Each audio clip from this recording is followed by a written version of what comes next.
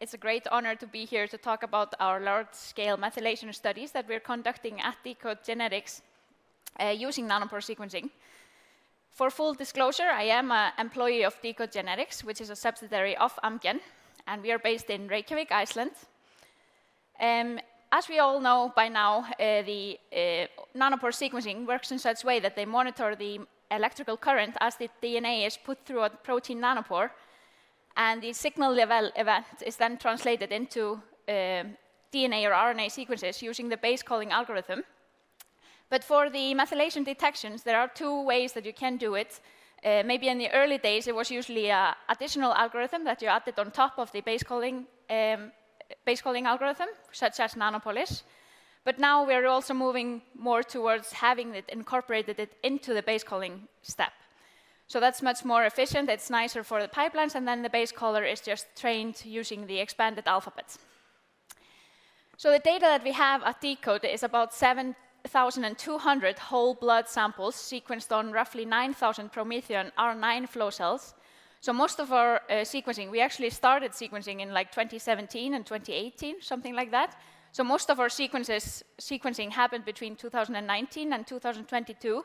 So we have a lot of early days data. So here all the methylation calling was conducted using nanopolis, and we also have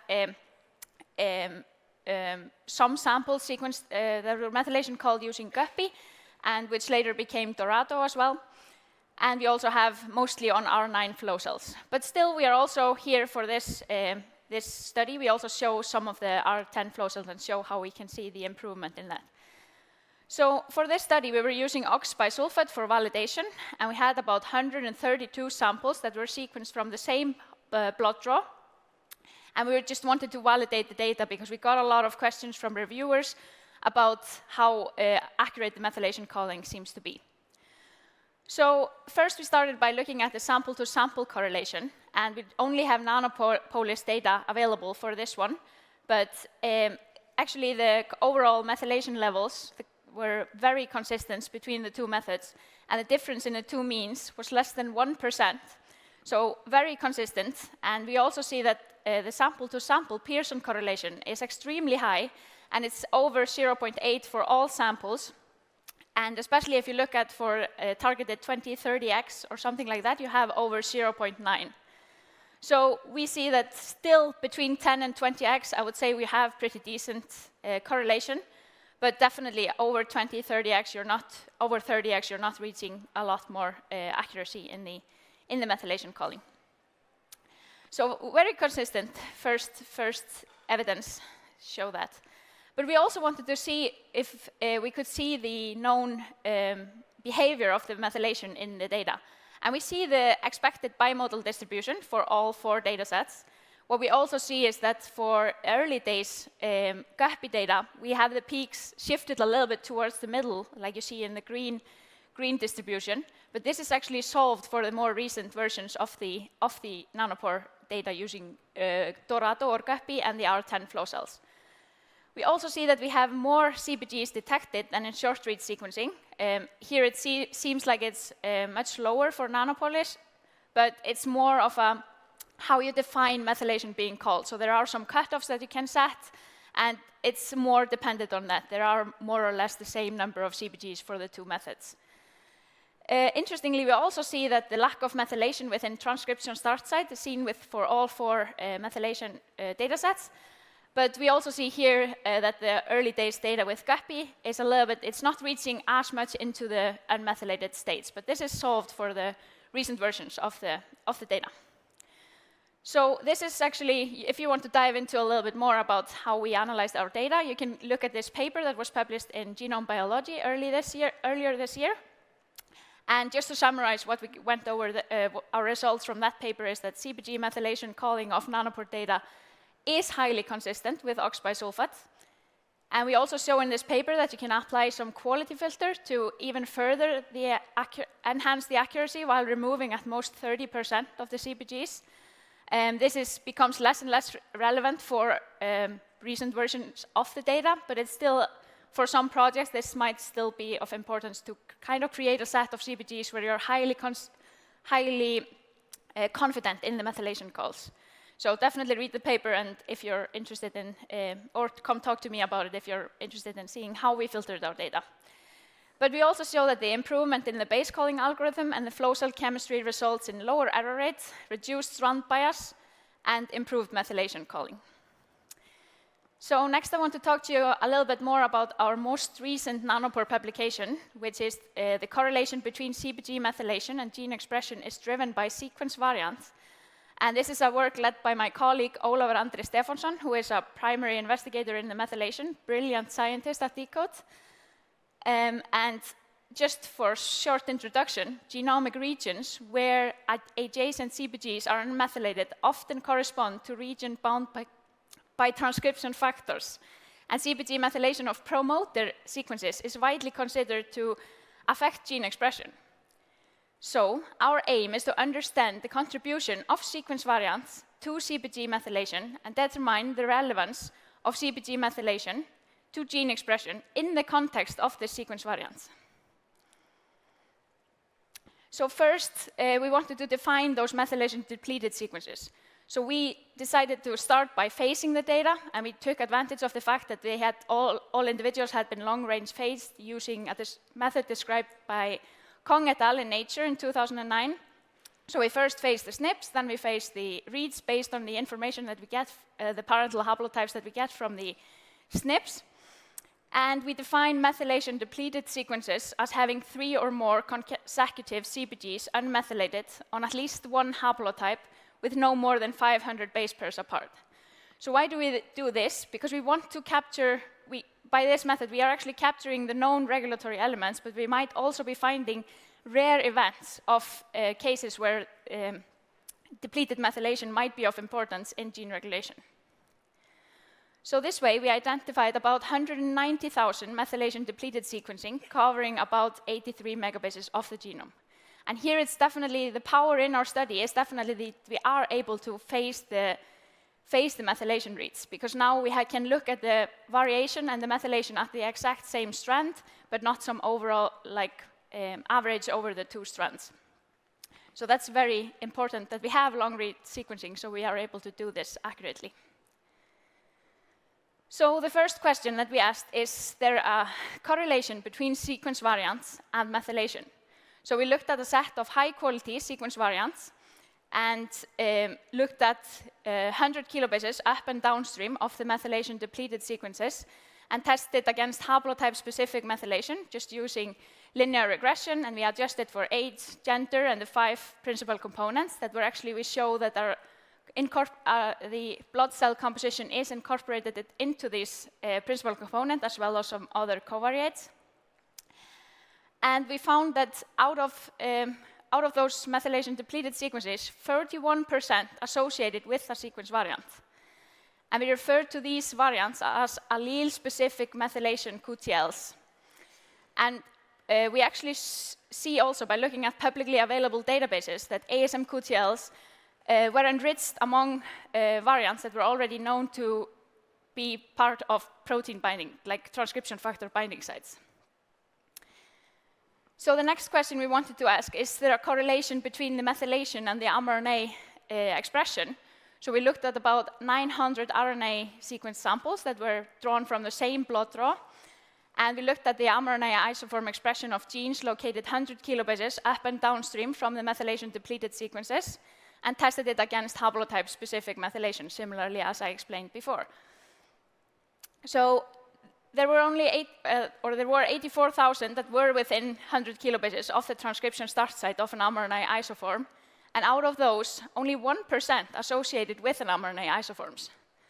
And out of those, 4% of the associated MDS contained the transcription start site of the associated mRNA isoform, often known as promoter sequences.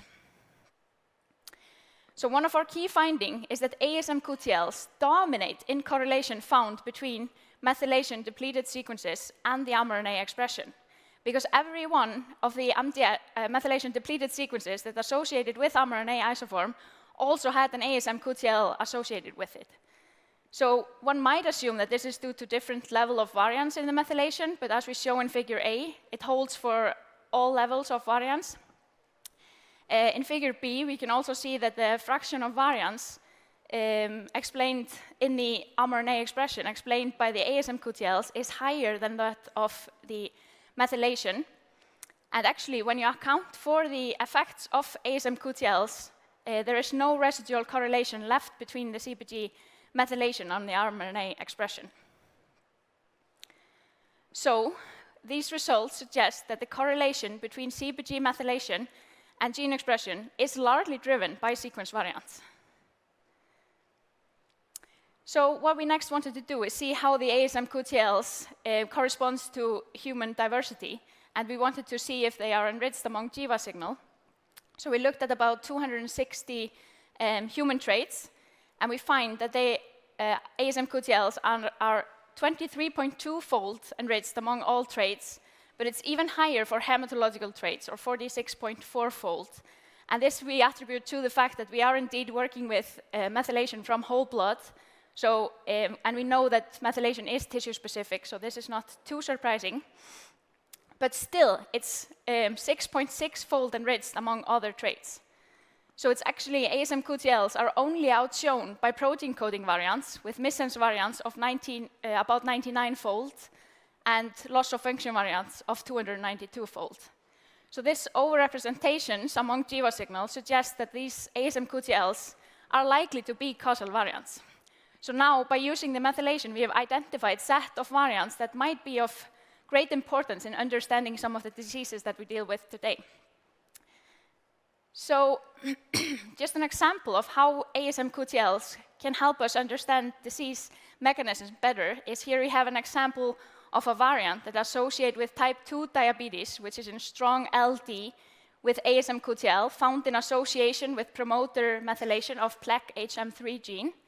And here, actually, the disease-associating variant was not an LD with any protein coding variants or expression QTL. So here, the ASM-QTL is actually very important in pointing us into the right direction and helping us identify potential candidate target gene. And in another example, we have a variant that associates with asthma that is in strong LD with ASM-QTL, associated with methylation rates of an MDS within enhancer element intronic of IL-2RA. So here we are actually using the ASM-QTL to pinpoint us down to a very narrow region in the genome containing CpGs that may play a big role in understanding the mechanism of this disease. So just to summarize, we have investigated the correlation between CpG methylation, gene expression, and alleles of sequence variants on a haplotype level, and these results support the notion that ASM-QTLs influence methylation of CpGs through their influences of protein binding or transcription factors to DNA. ASM-QTLs are clearly relevant to human traits, but their influences appear to be tissue-specific, and our results suggest that the sequence variant is the primary driver of correlation between CpG methylation and gene expression. So we have now identified a new set of variants that can help us understand the diseases better, and we can still use the methylation to point us into this direction. But it still leaves a little bit of a question open, like what is the main role of methylation? And I still think we have a lot of work in that area to do in that area. So I also want to use my last few minutes to talk a little bit about ongoing methylation project at deCODE. So these are the two publications that we already have out there, and they took some time to get published. But we're also now looking at the epigenetics of aging. It's very commonly known that you can create good predictors of aging using the epigenetics. There are some clock that have been developed by Hannum and Horvath that have very good accuracy. But what we, preliminary results show that they actually do not work very well with nanopore data. However, we can use the same methods to create new clocks with very good accuracy. But maybe of more interest, we just want to understand how methylation play a role in the aging and other diseases as well. So we also know that proteomics, you can create proteomics clocks, and that's something we have at deCODE as well, the proteomics measurements. So what I would really want to do is kind of add these layers together and try to understand how they affect aging. Another project that we can use the methylation data for is clinical cases. So now this is actually more of a pet project, like a fun project at Decode. It's not something we're doing at scale. We kind of tend to not look at case-by-case basis, but run it in like a bulk analysis. But still, the solution rate is about 1/3 now. So we had a very interesting case a few weeks ago where we had a pair of identical twins, and one of the twins was severely affected with some symptoms, and the other twin was not. Based on our pipelines, we could not see anything, so our results were just inconclusive. We didn't find anything in the genome that could be causing this. So they sent the sample abroad to some specific clinic that is more specialized in solving these kind of cases, and they found out that their solution was that the affected twin had Engelmann syndrome, and this diagnosis was solely based on methylation pattern of the twins. So this is something that we could have used nanopore data for. Another thing that we are very interested in is the clinical biomarkers. So can we define methylation patterns for early disease detection? We have used, like I did for my master thesis, we can see that there are certain diseases like Kabuki syndrome where you have very distinctive methylation pattern. And what we can do is create a specific pattern to use as a classifier, to classify persons into whether they have Kabuki or not. And this is actually super helpful because with Kabuki syndrome, not all individuals have a known mutations that causes their syndrome, but it's also something in the methylation that seems to play a role. So it can help in this kind of cases, but also for maybe some cancers, there has been shown that blood is actually a very good proxy for other tissues in methylation. So we hope that this can in the future be part of that detection. We are also very interested in using it for phenotypic predictions. So let's say with one very on top of my mind is smoking. So it's a phenotype that is very affected by, so methylation is very affected by smoking, and it really depends, it's really hard to measure. It really depends on how often it's a questionnaire, and it's really often about how the question is asked, how people will reply to that question. So it's very both how I interpret the question and also how the question is phrased. So, but by using the methylation, we can kind of see how severely this individual was affected by his smoking behavior. So I think that would be a very good covariate in some of our analyses, much better than the phenotypes that we have now for smoking, for example. And maybe on that topic, we are also interested in just understanding the effects of environmental factors, because we know for a lot of diseases, such as cancer, there is something in your genome that is driving you towards being more likely to have the disease later on, but there is also something in your environment that plays a role. So can we use the methylation as a proxy to understand these environmental factors? And this is something that would be really interesting to do as well. And this is all something that we have started to look at Decode. Maybe if we would be more focused, we would have more publications, but everything is just so exciting. We want to look into everything, and we have the potential finally to do a lot of these studies that we didn't have before. So yeah, I just want to thank all my colleagues at Decode for participating in our projects, especially Ólafur Andri Stefánsson, who allows me to be here today to present our work, and also my supervisor, Bjarni Halldórsson. I also just want to use the opportunity to thank Nanopore for the collaboration and support over the years.